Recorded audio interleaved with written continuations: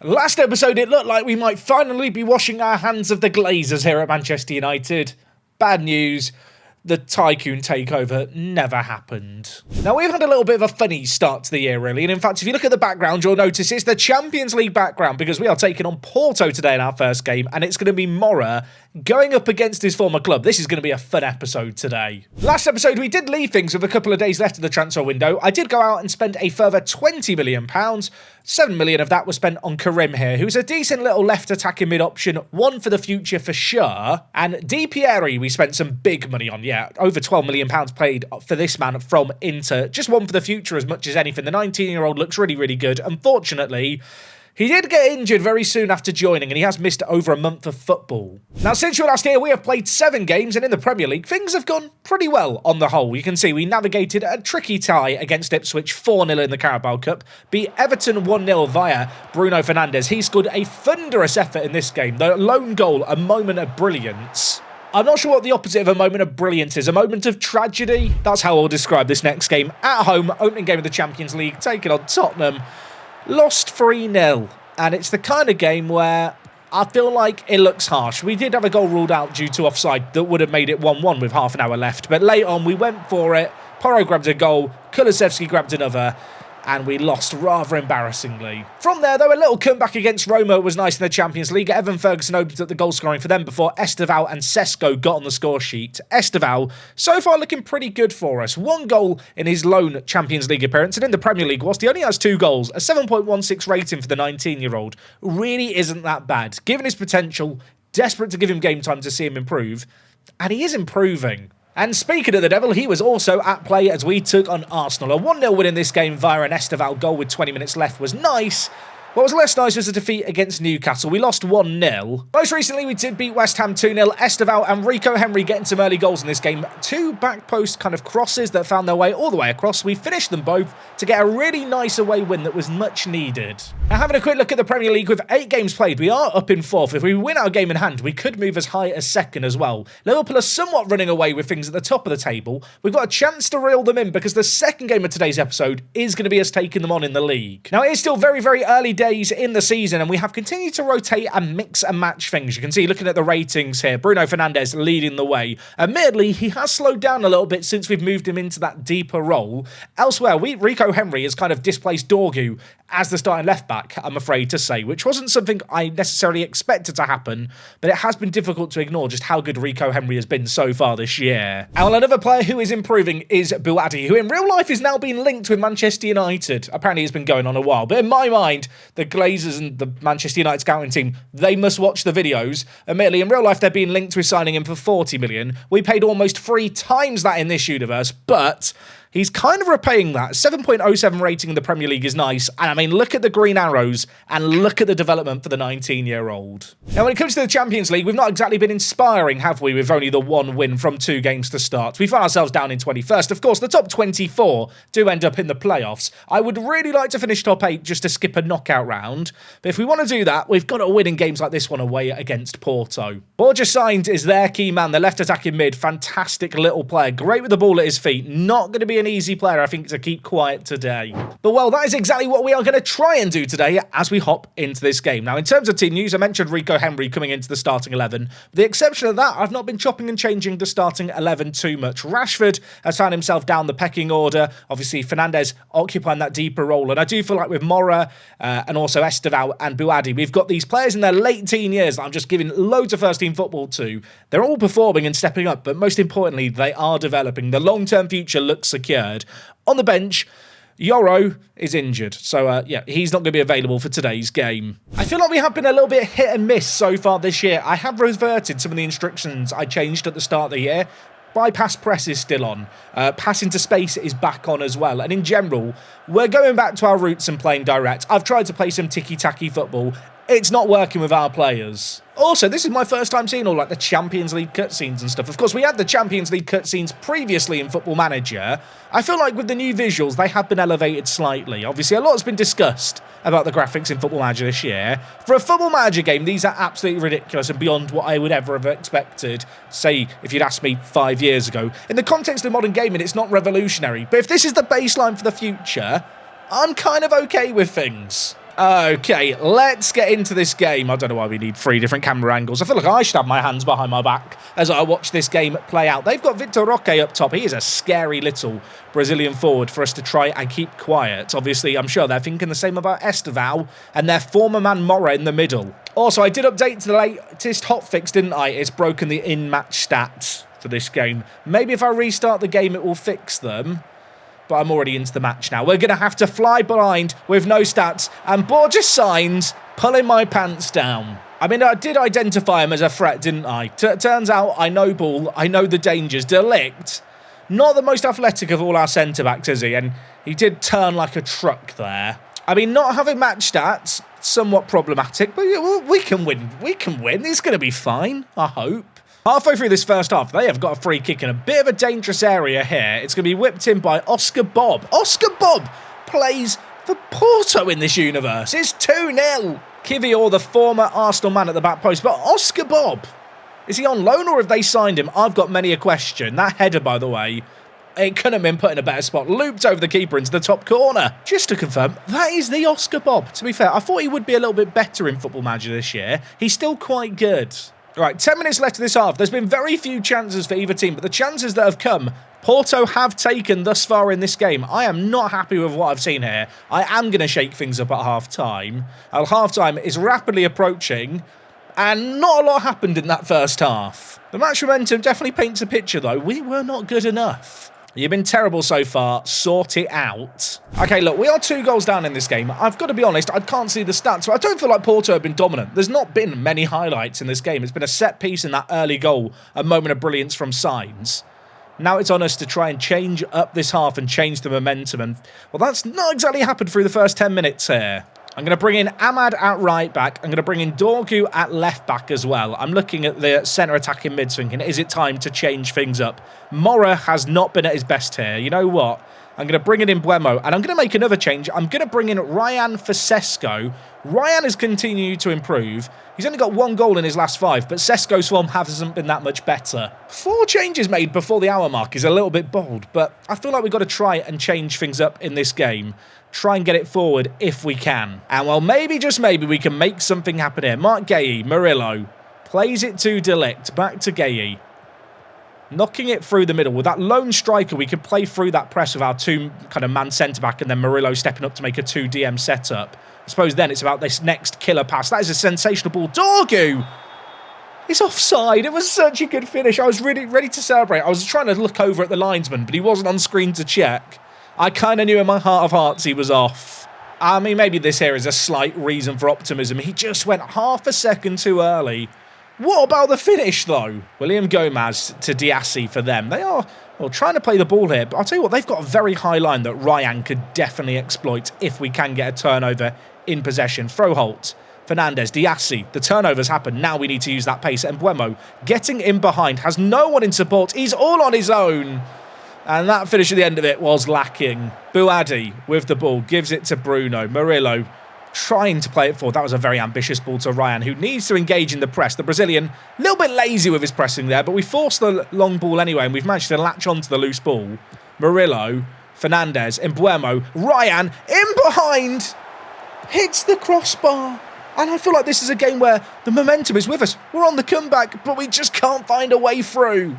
I mean, could it still come? The highlight's not ended. We've just hit the post, but the football, the show, it continues to go on, and we are threading the ball through the middle here. Tackle flies in. Sainz clears it away. Of course, with us going more attacking, we risk the counter-attack. Esteval's off. He's offside. It's a great finish. It could be 2-2 if offsides didn't exist. So look, I'm fully aware this is offside, and it's not close. Can we discuss the finishing off the crossbar? It was really nice. I'll tell you what, we're straight into another highlight here. They're playing it forward. It's Froholt with it. We've got men committed to the attack when we do attack, but when we do get into this defensive kind of settled shape, you can see plenty of men behind the ball trying to encourage them to try and break us down. Varela, Vega, Froholt, Vitor Roque. I said we're encouraging them to break us down. Spoilers, they have broke us down. Can we discuss like the passing moves through the middle here? Not necessarily the best of defending in the world, but these passing moves you get in the match engine now, like there was never football like that played before in FM. Tell you what, it could have been 2-2 if those offside goals are onside. Instead, the scoreline reflects a very different result, and this is the kind of game where you kind of hope that you've got a nice easy league game to follow. I've got Liverpool. The game's at home. That doesn't mean it's going to be easy. I suppose the other thing is we've only one win in 3 games in the Champions League. That is now ratcheting up the pressure on us when it comes to the remaining games. Suddenly, games that I thought were easy maybe aren't going to be so easy. And speaking of those remaining games, we've got Ludogorets and PSV. I'd like to think we win those ones, but we have got Real Madrid lurking in December. And to wrap up things, we've got Ajax and Celtic. I'm slightly nervous, if I'm being honest. You know what, though? I can't dwell on it. I've got Liverpool to play in the next game. They're top of the Premier League. I think they're unbeaten as well. We play them in just 4 days' time. Oh, this is going to be difficult, isn't it? Okay, it's time for one of our biggest games of the season, and this is the kind of game that'd be really great to win to turn our season around. And while I'm making changes tactically, I'm going back to what we played last year. I'm going to go with a defensive mid. It is going to be Bruno doing that. And I had been playing with a winger out on the right. I'm going to change that to an inside outlet winger. And the reason for doing that really is that I feel like these wide midfielder roles were one of the big successes for us last year. The fact that out of possession, they kind of play these lazy inside outlet players who will do a little bit of defending high up the pitch. But once that initial press is broken, they kind of lurk in the half spaces. And what that does mean is when we then try and transition quickly into our attacking shape, they're in a good position to kind of really take advantage of that, our shadow striker and channel midfielder. I did also mention it last game, but I have put bypass, press, pass into space and distribute to playmaker back on.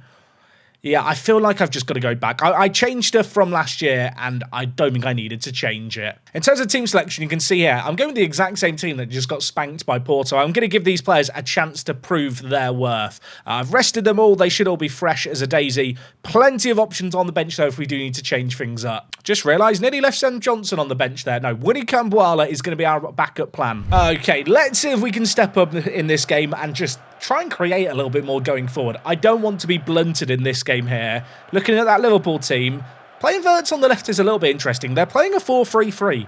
Are they showing me a little bit of respect? Okay, well, we're a minute into this game. Liverpool are on the attack. That's flicked forward. De Ligt reads it nicely, plays it back to Gay. We're going to try and play it out from the back here. Rico Henry flicks it on. Morrow, I think, was the intended target there. Hasn't got near it. And now it's Joe Gomez at right back, charging forward with the ball. Gives it to Gravenberch, Szoboszlai, Isak, Salah. I'll tell you what, that would have been one hell of a goal had it gone in. Oh, and if you are wondering, Jack, the stats are back. Yeah, there was a hotfix for today's hotfix as I sit and record this video. So Football Manager released an update after the Porto game, and now everything's fixed again. Joe Gomez gives it to Konate.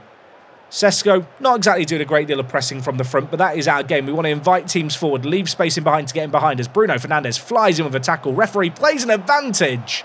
And Chevalier had to be alive to the threat. Also, I've been saying Chevalier's name, Chevalier. Apparently it should be like Chevalier. Sounds a bit more French, doesn't it? Chevalier. I'll do it with the French accent. Not even a French accent. It just sounds like I'm being offensive, doesn't it? Anyway, speaking of Frenchmen, Konate's on the ball. Let's move on from that. 5 minutes left of this half.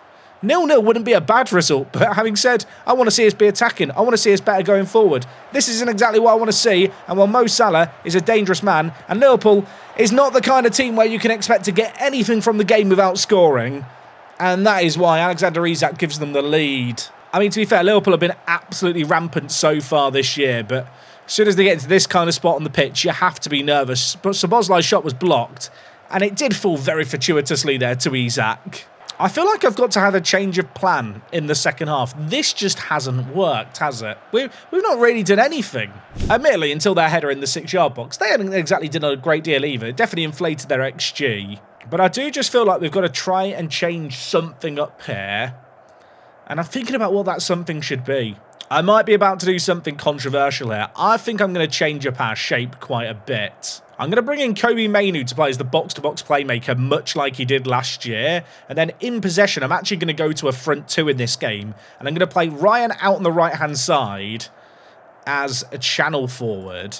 But obviously, out of possession, he will then play out on the right-hand side, which is a position he can play, the Brazilian. Really just looking to get Fernandes into a slightly more attacking area. He's been quiet in this game, but it's kind of my own fault. I changed up what we were doing with him. I think actually I'm going to go with attacking midfielder as well, rather than another playmaker. We've got a box-to-box playmaker in Mainu. We don't need to overcomplicate things.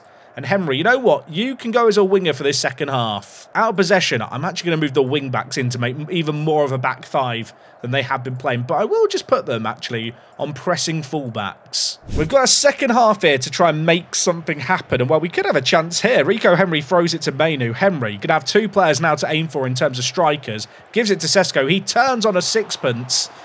And the keeper makes an unreal save. Okay, Livramento's on a 6.2 rating here. I am not happy with what I'm seeing from him. I'm going to bring in Ahmad just for his attacking ability. Unfortunately, he can't play fullback, so I'm now going to have to reset that change I made before and play Ahmad as a wing-back that turns into a winger. Bruno is not having the best of games, but I feel like I've just got to show some faith in him. But Sesko's been poor.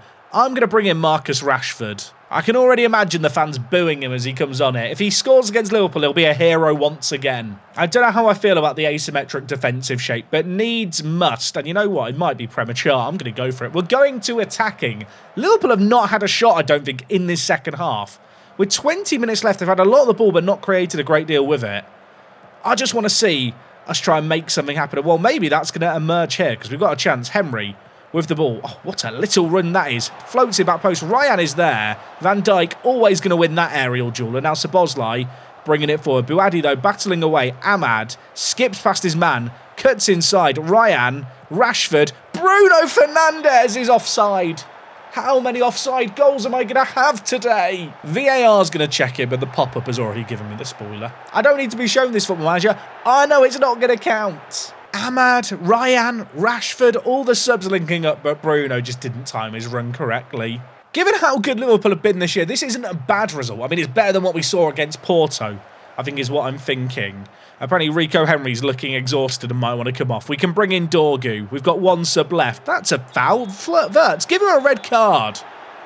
Is he giving him a red card or a yellow card? Second yellow. Second yellow. They're down a man. I mean, at this point, we've now got to go for it, haven't we? I'm going to bring in Dorgu. I'm going to put him as a wing-back out of possession. And then in possession, Dorgu and Ahmad get to the byline, lads. Okay, we're now playing a much, much more attacking shape. But we've got to go for it. They're down a man as well. There's 8 minutes of Liverpool to try and weather this storm. And in this second half, the game has shifted. That said, obviously, more attacking now. We're going to leave ourselves open, but we also are going to leave ourselves with opportunities maybe like this. Fernandes, Rashford, he's offside again. It's not even funny at this point. I mean, genuinely, what do I say? Am I just unlucky with all these offside goals? I mean, Rashford stood a mile off there. It's amazing how many we've had. Just 4 minutes left in this game. We are very unfortunate to be down a goal in this game. 6 minutes of added time. I mean, one last push. They're only playing with Joe Gomez on their right side. So I am going to just tell Mainu here to go and play as an attacking midfielder when we have the ball and out of possession. I suppose at this point we might as well tell both our centre mids just to play that little higher up the pitch. 4 minutes and a dream. Make it 2. The time is ticking away. Nothing is emerging. Liverpool time wasting. Down a man for the last 10 minutes. We've not been able to take advantage. And that is just a sad game, isn't it? I mean, we've not even been that bad. 2 defeats in a row, though, today. And I can't help but feel like even at this early stage in the season, with Liverpool running away at the top of the table, that probably is our title aspirations over. We're 8 points behind them, and they just don't look like slipping up. I suppose for me at this point, my primary concern should be the fact I told the board we were going to make it to the knockouts of the Champions League. And in the Premier League, I promised Champions League football, which means I need a top 5 finish. Which, if Spurs win their game in hand, I won't be on course for. It almost feels a little too simplistic to just say, I think we've got a bit unlucky. But it's not a complete disaster yet. You know what? I'm not going to rip up our formation and tactic yet. I know it worked last year. I do feel like we've got monumentally unlucky today. Is that pure cope or is that reality? Let me know what you think down below. And besides all of that, I'm going to go away and have a cry. Hopefully when I'm back, we've at least beaten Ludogorets and got another win in the Champions League. Real Madrid and Spurs await us in December. I'll see you guys for those games. Until then, take things easy. It's me, Jack, and I'll see you tomorrow for more. I'm out.